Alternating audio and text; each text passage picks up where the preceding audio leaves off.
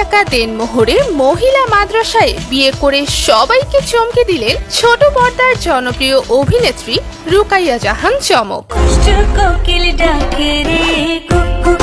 কয়েকদিন আগে হবু বরের সঙ্গে ছবি প্রকাশ করে সুসংবাদ দিয়েছিলেন অভিনেত্রী রুকাইয়া জাহান চমক।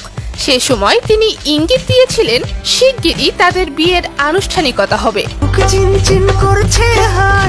এবার সত্যি চমকে দিলেন ছোট পর্দার এই অভিনেত্রী। বিয়ের আনুষ্ঠানিকতা হলো রাজধানীর একটি মহিলা মাদ্রাসায়, আর দেনমোহর ধার্য করলেন মাত্র 9 টাকা। তবে মাত্র 9 টাকা দেনমোহর কেন ঠিক করা হলো? আমার পরিবার তারা আমার পক্ষে আছে। মাদ্রাসায় বিয়ের ছবি প্রকাশ করে এই অভিনেত্রী লেখেন, আমার জন্ম 9 তারিখ, তাই সংখ্যাটি আমার কাছে লাকি নাম্বার। কাজেই আমরা মাত্র 9 টাকা দেনমোহরের সিদ্ধান্ত নিয়েছি, কারণ আমরা বিশ্বাস করি অর্থ কখনো দাম্পত্য জীবনের ভিত্তি হতে পারে না। আমরা এটাও বিশ্বাস করি আমাদের ভালোবাসা কিংবা একসঙ্গে থাকার হিসাবটা টাকা দিয়ে কখনো পরিমাপ করা যাবে না। ক্যাপশনে অভিনেত্রী আরও লিখেছেন, খুবই সাদামাটাভাবে বিয়ের আয়োজন সারা হয়েছে।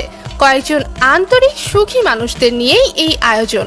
মাদ্রাসার ছাত্রছাত্রীদের নিয়ে খাবার সেরেছি, যতটা ছিমছাম রাখা যায় আর কি। আমাদের পরিবারের পক্ষ থেকে আপনাদের প্রতি নিরন্তর ভালোবাসা রইল।